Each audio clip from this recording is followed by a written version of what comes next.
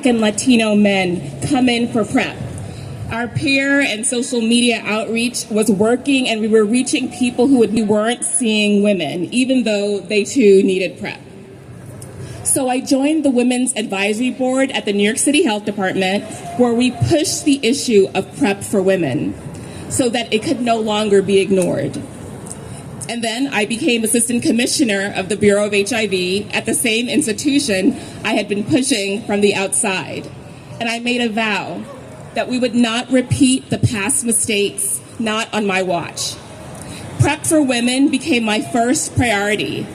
The groundwork had already been laid by the advocates who came before me, by the health department staff who had been developing the campaign, and within 2 months of stepping into my role, we launched Living Sure, a massive citywide PrEP campaign for cisgender and transgender women that, like Grand Fury's posters, covered bus shelters and also subway cars, subway stations, and reached people on social media. But not long after, I was presenting our PrEP for Women work at a major federal agency, and someone stood up and asked me, "Why are you doing this? Why are you investing in this? The data doesn't support it." And my answer was simple. Women have been living with HIV since the beginning of the epidemic, whether the data reflected it or not. And now we finally had a new tool that could prevent HIV, one that women themselves could control. And like my colleague Kimberly Smith at Callan Lord has often said, PrEP may not be for every woman, but every woman deserves to know about it and how to access it. Thank you. And so that's why we're standing here today on National HIV Prevention Day. PrEP for All established the state in 2018 around one core belief, that access to HIV prevention should not be dependent on your income, your insurance status, or your zip code. And that every tool that keeps people alive, like HIV testing, harm reduction, PrEP, should be available to everyone who needs it. And PrEP for All is fighting for the funding that makes this all possible. So we are under threat, as you heard, on two fronts. At home, the administration wants to eliminate the CDC's HIV prevention division. Let's get a boo! Yes, horrible. And the Secretary of Health and Human Services is remaking the panel that decides whether your insurance coverage covers PrEP for free. Boo! And we just heard that abroad, the cuts, as you know, have already landed. PEPFAR, the program that kept millions alive for over 2 decades, has lost most of its funding. Shame, shame. But there are bright spots. As was mentioned, Representative Bonnie Watson-Coleman's PrEP Assistance Program Act that would build the nationwide PrEP access this country has never had is sitting in Congress right now. And we have to push to make sure that becomes the law of the land. And then there's this hand next to me, breaking those chains, holding in its hand what every woman and every person should have access to. And that is the same tradition that Grand Fury started on a bus shelter in 1991. Art that refuses to be quiet. So I want to end my remarks with the words of a woman who lived with HIV and who refused to stay quiet, the activist Katrina Haslip. Katrina fought that fight, and from a hospital bed, dying from complications of AIDS at the age of 33, she said it plainly. I am, and I have been, a woman with AIDS, despite the CDC not wishing to count me. We have compelled them to. 1 month after Katrina died, the CDC would finally change the definition to count women like her. And that is our fight today. Like Katrina, we must compel the government to protect what's already ours and to build what we still need. So repeat after me. Save it. Fund it. And demand it. Thank you.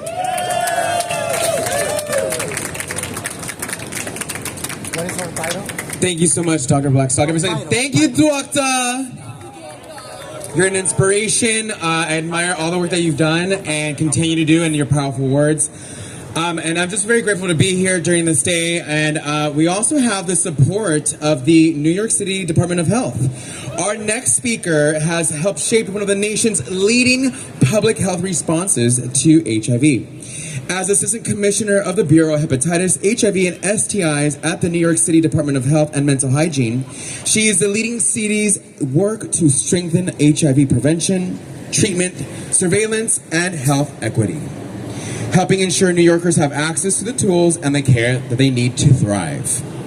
It's her department that signaled a recent rise in HIV cases right here in New York City, highlighting just important how all this work that you are hearing about on this stage today really means. Here to share more about that work and what's happening at the New York City Department of Health and Mental Hygiene, please welcome Dr. Sarah Bronstein.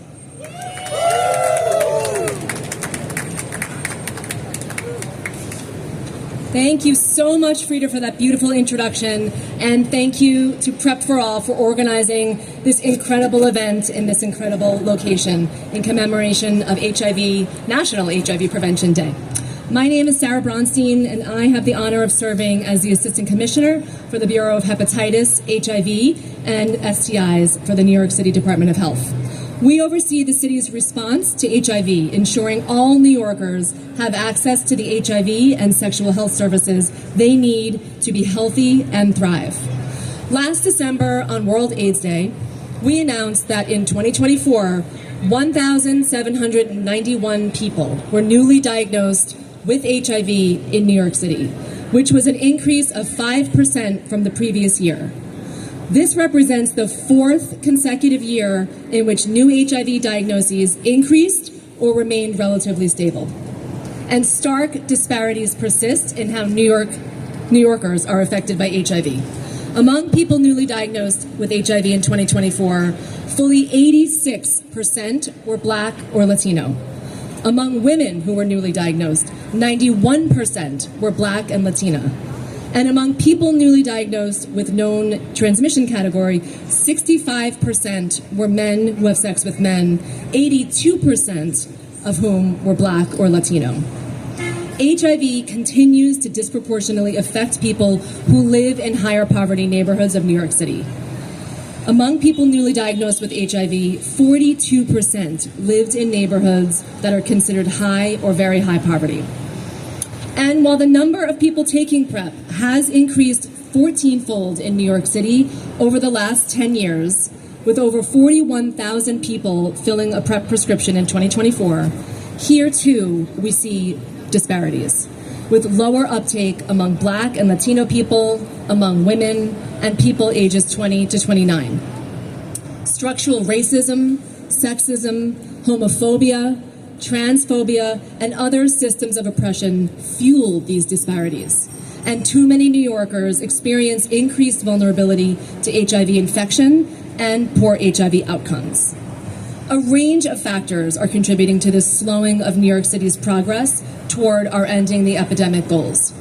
The lack of low-cost, high-quality, universal health care, poverty, homelessness, and housing instability, unemployment, and unmet supportive service needs, stigma and discrimination based on HIV status or other identities, and misperception of HIV risk, such that people and their providers underestimate risk and miss opportunities to discuss and explore HIV prevention.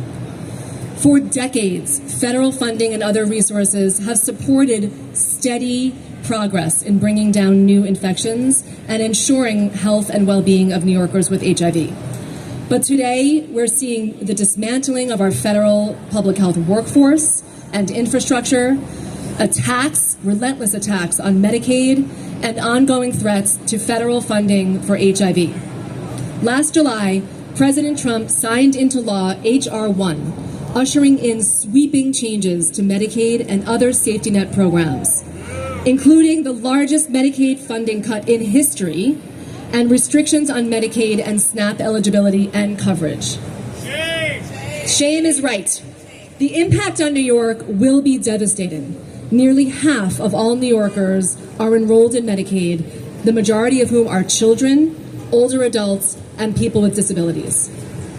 H.R. 1 will have an even more devastating impact on the HIV community, as Medicaid is the primary source of insurance coverage for people with HIV, with approximately 40% of adults with HIV under the age of 65 enrolled in Medicaid, compared to 15% of adults in the general population. As a result of H.R. 1, New York State is already facing a more than $7.5 billion reduction in annual federal funding. And earlier this month, an estimated 450,000 New Yorkers lost coverage through the Essential Plan. Loss of coverage for people with HIV, even if temporary, can interrupt their access to life-saving treatment. It can induce complications with viral suppression and the effectiveness of subsequent treatment regimens.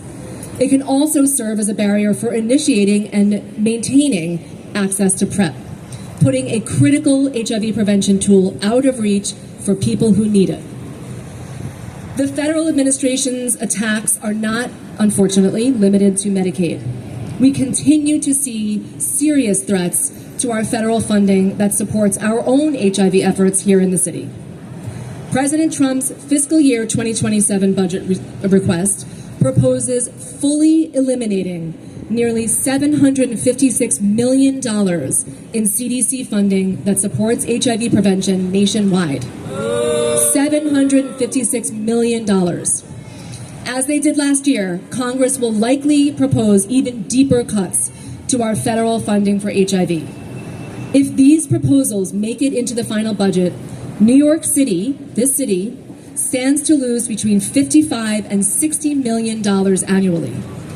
This critical funding has long, for decades, supported our work to identify people newly diagnosed with HIV and connect them to critical treatment and support services, to collect and analyze the HIV data that we use to guide our response to HIV, to routinize and expand HIV testing in hospitals, clinics, and other settings, to provide HIV testing and navigation support for PrEP and HIV treatment at our city's sexual health clinics, to distribute safer sex products around the city, and to fund clinical and non-clinical agencies citywide to provide HIV and testing for STIs, treatment and prevention services, as well as mental health, harm reduction, and supportive services, all of which we know are critical to health with HIV, using a one-stop shop model.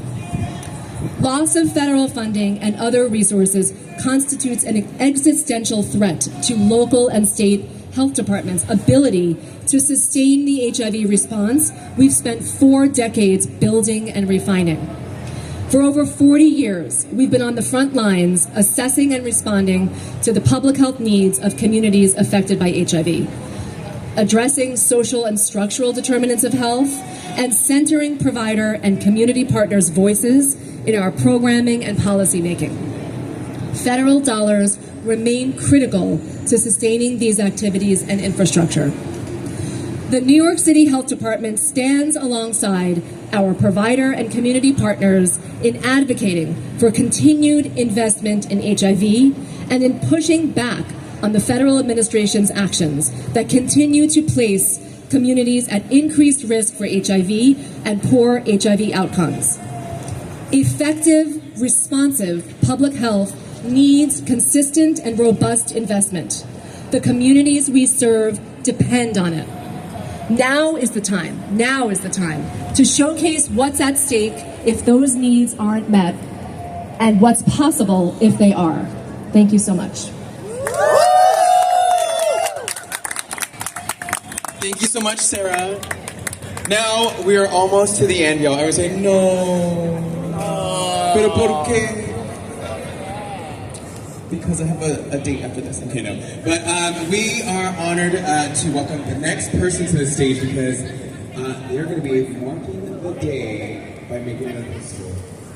Our marking statement is Teach Best has dedicated his career to expanding opportunity, strengthening public institutions, and serving the people of Manhattan.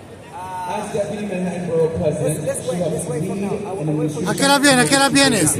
¿A qué hora viene? Para atrás. ¿A qué hora viene para atrás? ¿A qué hora viene para atrás? No, en 10 Today minutos. she joins us to mark a truly historic ¿Tú quieres moment hacer una for the interview? National HIV Prevention Day. Dale, and rapidito, the pues. team at Prep ¿Por qué estás aquí? Please welcome to the Estoy acá stage porque Deputy estoy apoyando a la Manhattan selección Borough President, argentina desde el Nisha primer Smith. partido. Y bueno, vamos a llegar a la final. Ok, ¿y qué significa ese? ¿Qué caballo? ¿Qué es? Esto es una lama y significa que es parte del norte de Argentina, es el animal típico del norte en Argentina. Ok, gracias. Gracias a ti. Bueno, vente para allá, va para allá, ven para atrás. Dedicated to making Manhattan a healthy, equitable, and accessible space for every Manhattanite and New Yorker who needs care, who wants care, and who understands that prevention is care. And so I'm Okay. exceptionally Yeah. excited today to be here in the middle of Times Square, in the heart of Manhattan, to present an official proclamation. So, Gemma, can I have you come up? Okay, I'm going to read it to you because it really matters what it says. I don't always read them all. So, the first whereas is that the Borough of Manhattan has long stood at the forefront of the response to HIV/AIDS, carrying the pain of profound loss while demonstrating extraordinary resilience, activism, scientific innovation, and public health leadership. And whereas generations of advocates, healthcare workers, researchers, policymakers, and people living with and affected by HIV transformed grief into action, changing the course of public health and bringing the world closer than ever before to ending the HIV epidemic. And despite extraordinary scientific advances, inequities in access to HIV prevention persist in New York City and across the nation, with too many individuals continuing to face barriers to PrEP, HIV testing, harm reduction services, and comprehensive sexual health care. And whereas National HIV Prevention Day was established in 2018 by PrEP for All, the national nonprofit organization focused on expanding access to HIV prevention and creating a national, federally funded PrEP program to affirm that HIV prevention is a human right and that everyone deserves equitable access to the life-saving tools that make ending the HIV epidemic possible. And National HIV Prevention Day reminds us that prevention is an act of hope, that public health is strengthened when communities work together, and that every person deserves the opportunity to live a healthy life free from HIV.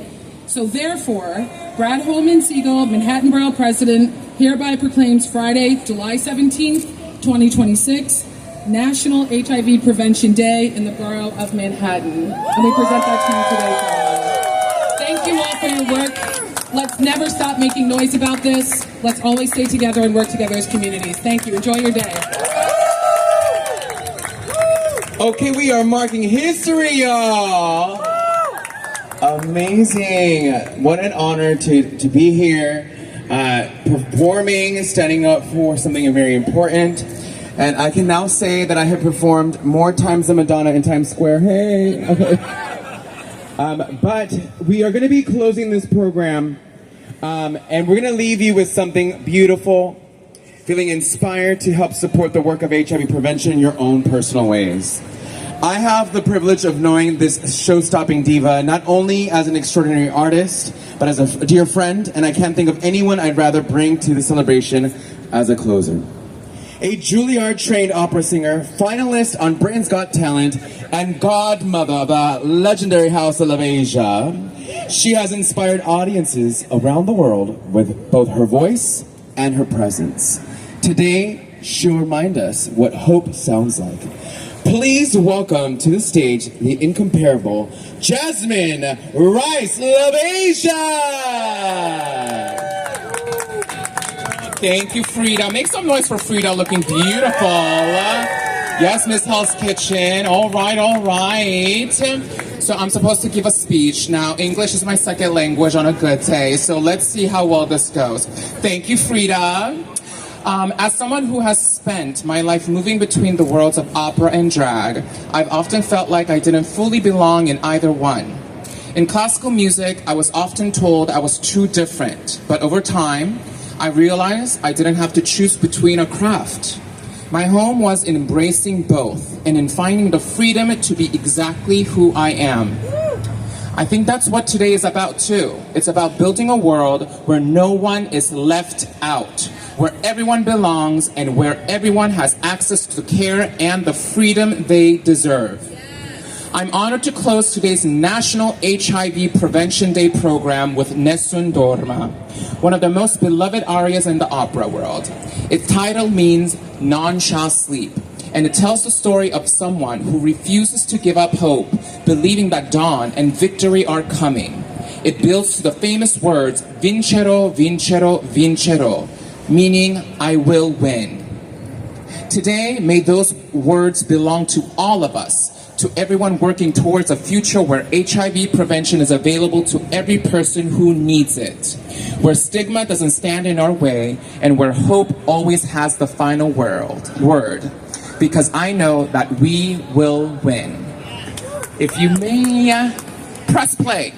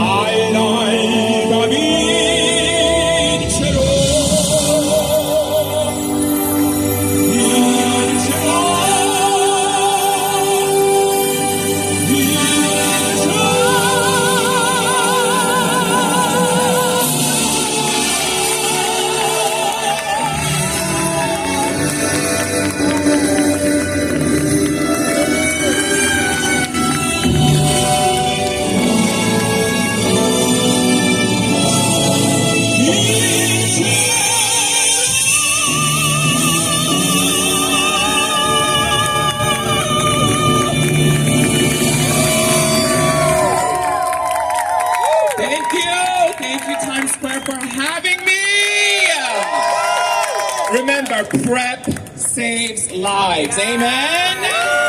All right. Give it up one more time for Jasmine Rice, Love Asia! Thank you all to everyone that came out and tuned in to this legendary date. I'm so honored to mark some history. I want you to also know that I will be giving the crown to a new queen on October 11th. So if you want to go ahead and join us for the Miss Hell's Kitchen pageant, get your tickets at misshellskitchen.com, where I will be looking fabulous, stepping down and crowning a new queen for Miss Hell's Kitchen. Now, also, to learn more about HIV Prevention Day, you can go to prepforall.org, and please continue fighting for the cause, whether it's calling your elected officials in office, or speaking at your healthcare providers, or asking them for resources your communities need. Muchas gracias, everyone. Until next time, kisses from Pulo. Bye, everyone. Remember, Prep stays live. Mwah! Gigi, take it away.